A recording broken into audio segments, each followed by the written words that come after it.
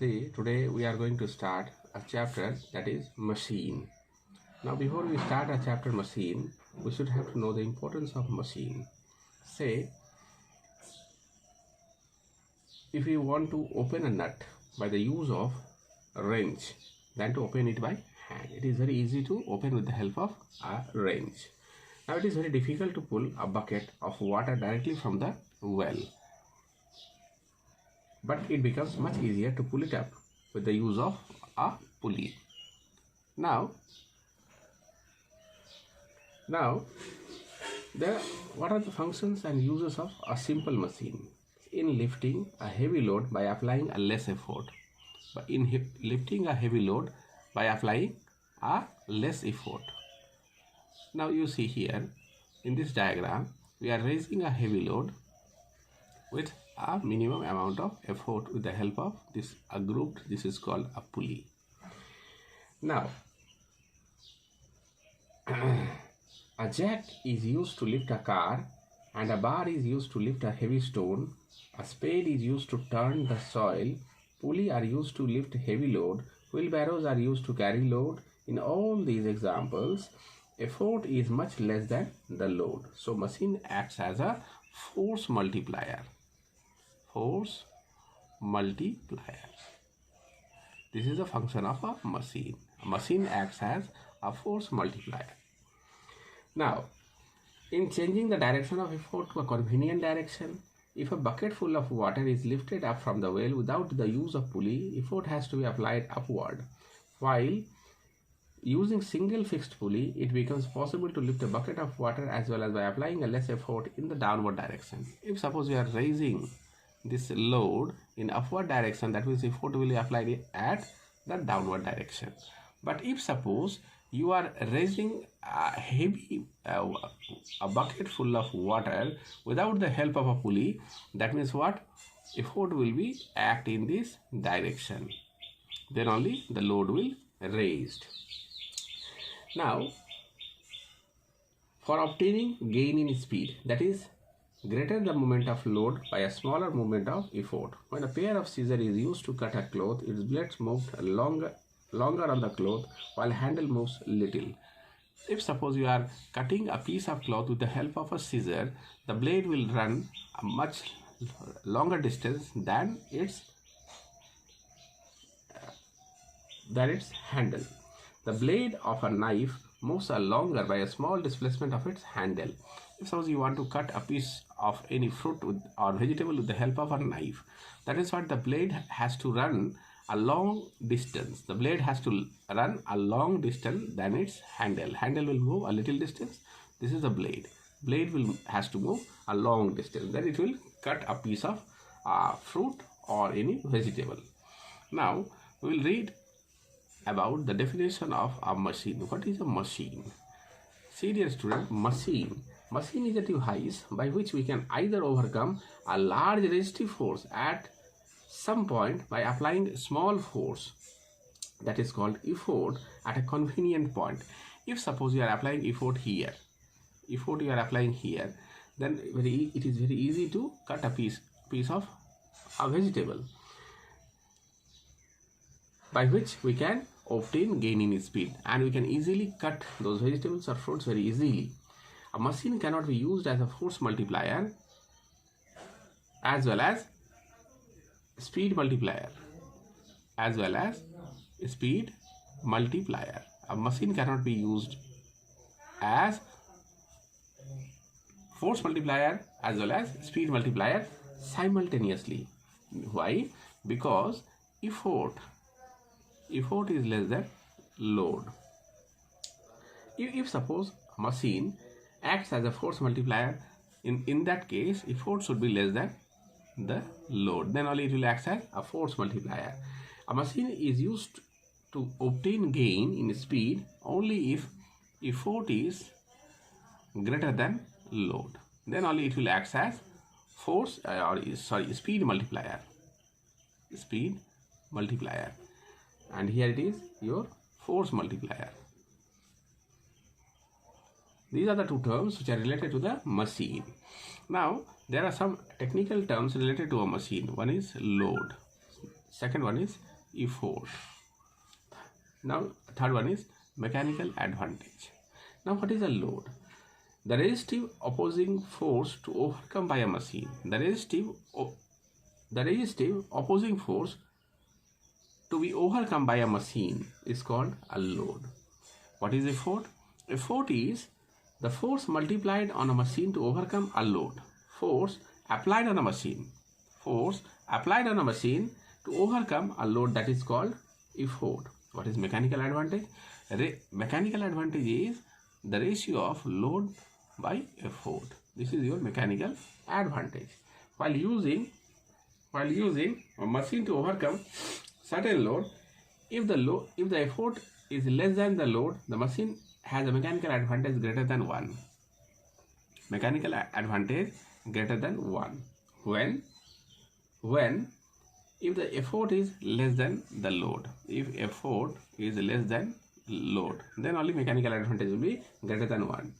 If it needs effort greater than, say, mechanical advantage is less than 1, when effort is greater than load. Mechanical advantage equal to 1 when effort equal to load. These are the conditions. Now, a machine having mechanical advantage, if suppose a machine is having a mechanical advantage greater than 1, then it acts as a force multiplier. While a machine having a mechanical advantage less than 1, it is used for gain in speed. Now, since mechanical advantage is the ratio of two similar quantities, mechanical advantage is the ratio of two similar quantities, that's why it doesn't have any unit. It has no unit. It has no unit. If dl and de are the distance moved in same time t by the load and effort. This is the distance moved by load. This is the distance moved by effort. Then we will write velocity of load. What is velocity of load? This will be dl by t. Velocity of effort, de by t. Now velocity ratio, Vr, we will write Vr means velocity of effort by velocity of load. What is velocity of effort? de by t. dl by t. tt will get cancelled. de by de. Now what is this de by dl? The velocity ratio is also defined as the ratio of displacement of effort to the displacement of load. This is the definition of velocity ratio.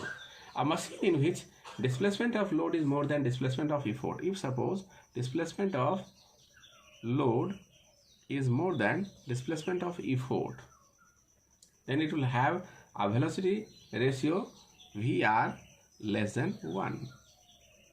Such a machine gives gain in speed. Such a machine gives gain in speed when this is a condition that dl should be greater than de and velocity ratio at that time, velocity ratio will be less than 1, then that machine will give gain in speed. Because load is moving at a faster rate. Why? Because load is moving at a faster rate. On the other hand, if the velocity ratio of the machine is more, velocity ratio is more than 1, that is displacement of load is less than displacement of load is less than displacement of effort. Now it acts as a force multiplier. Getting? Now see velocity ratio of a machine. See here, velocity ratio of a machine. See, velocity ratio of a machine is 1 if displacement of load is equal to displacement of effort. Displacement of load is equal to displacement of effort, then velocity ratio is equal to 1. Now I think it is now clear about the velocity ratio and mechanical advantage of a machine. Now there are some terms. Say here also velocity ratio doesn't have any unit, just like mechanical advantage. Why? Because it is a ratio of two similar what? Quantities. Now, there are some terms. Work input. What do you mean by the term work input? Now, work input means work done on the machine by effort. Work done on the machine by effort is called work input. Now, what is a work output? Work done by the machine on load. Work output. It is work done by the machine on the load. That is called work output. Now, efficiency. Efficiency, a term, efficiency will denote by this symbol. Efficiency of a machine is the ratio of work done, work output by work input. This ratio is called efficiency. Now, efficiency always being calculated in terms of a percent, that is 100%. Here also efficiency does not have any unit since it is the ratio of two similar quantities. That is work. Now see, due to friction, weight of moving parts of a machine of a given design, its velocity ratio does not change, but its mechanical advantage decreases. So its efficiency decreases. Now see dear student, there are some conditions. What are those conditions? Due to friction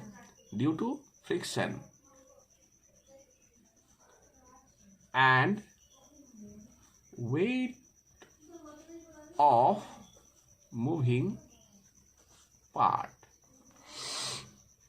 of a machine of a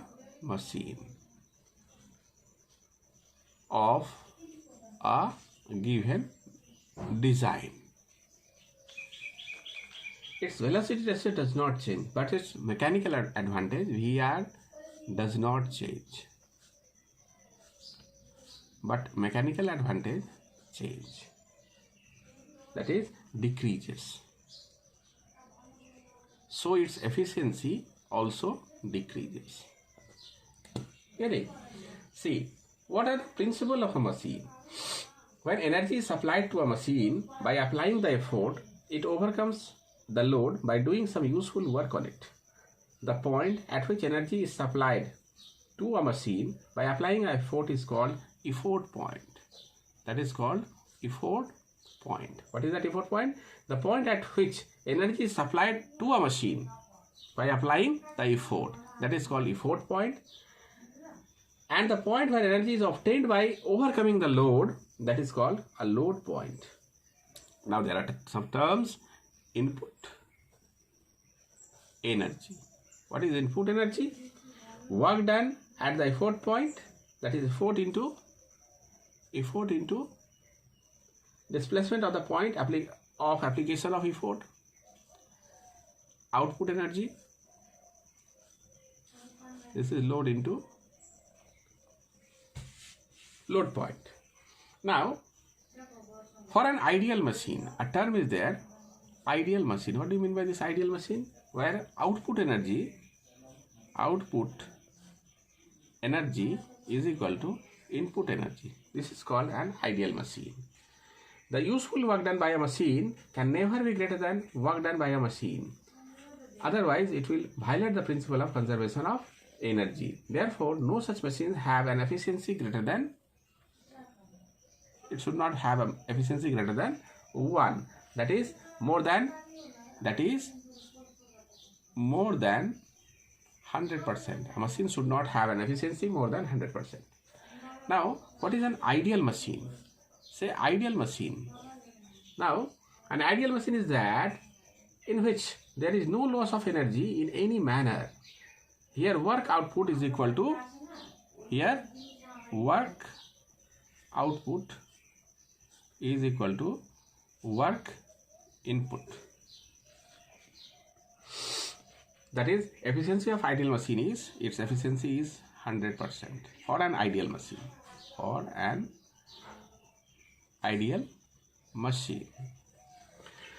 Actually, in actual machine, output energy is always less than, in actual machine. In actual machine, output energy is always less than input energy. Why? There are some reasons. First one, moving parts in it are neither weightless. Moving parts are neither weightless nor smooth. Second one, string in it is not perfectly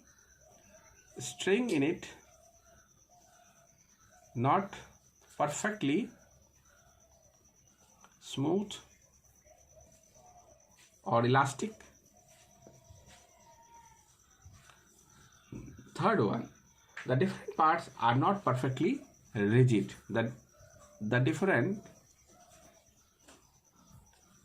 parts are not perfectly rigid. The most prominent loss in energy is in overcoming a force of friction between the moving parts of a machine. The energy so lost appears as heat.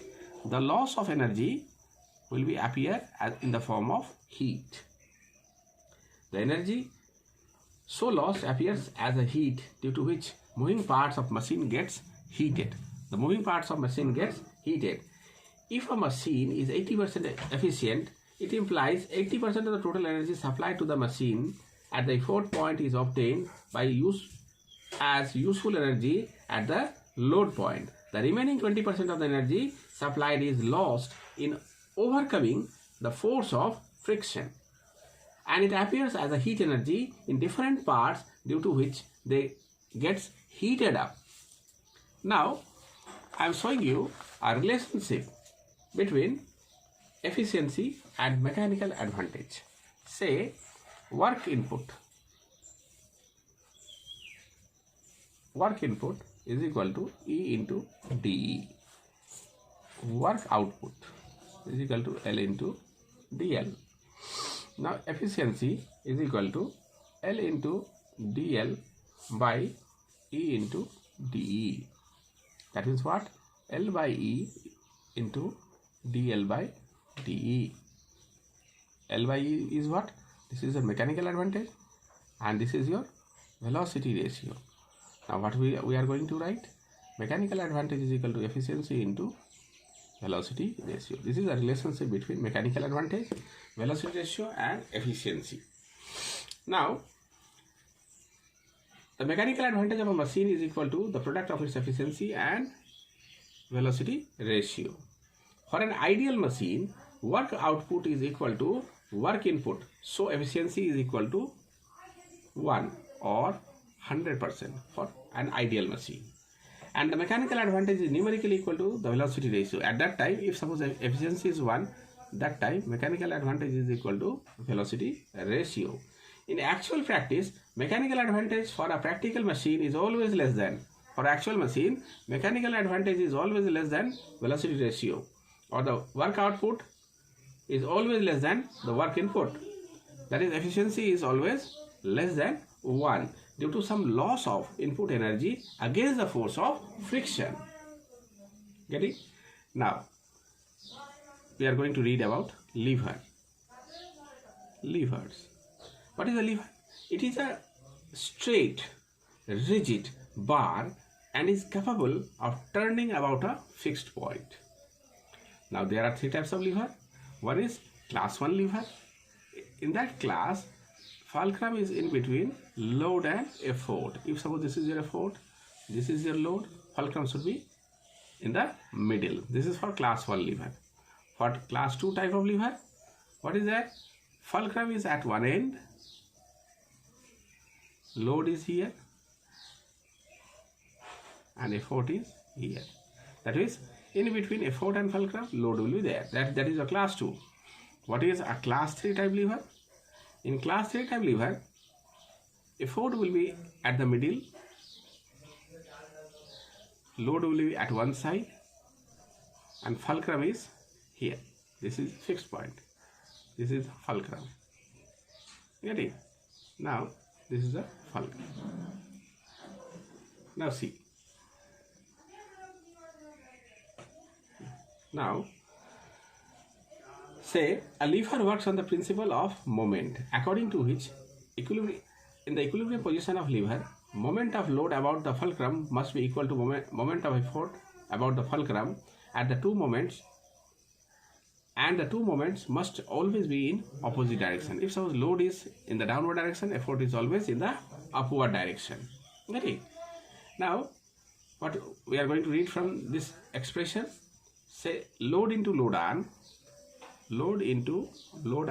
is equal to effort into effort arm. Now